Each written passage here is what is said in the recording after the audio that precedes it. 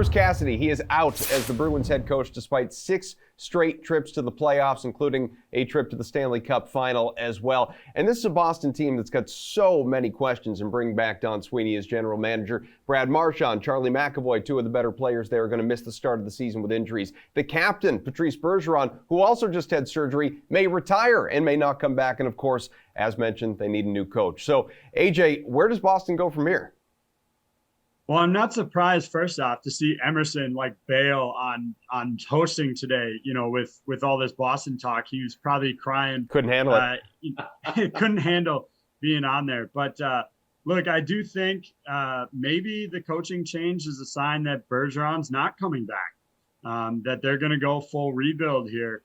And I do think the thing to watch is who they hire. If they bring in somebody that's maybe veteran coach like Barry Trotz, although he's been heavily linked to Winnipeg, somebody that could come in and coach like an NHL playoff caliber team right away, then maybe Bergeron's coming back. But if not, then maybe it's time to bring in an up and coming coach, restart the roster, that sort of thing. So I think the coaching hire will be pretty indicative of what we should expect to see in terms of retooling on the fly or rebuilding outright.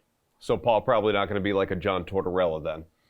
No, it looks like a situation of 2 steps forward, 2 steps backward before they start moving forward again, rather. And I think the coaching change will indicate that in spades. I don't know that this was strictly a fire or was it a mutually agreed situation. I'd like a little more clarity there, but I can't imagine that Bruce Cassidy would tarnish his image. The guy's had a stellar record coaching this club and getting the most out of this group, and it just might simply be time to reload and rebuild here.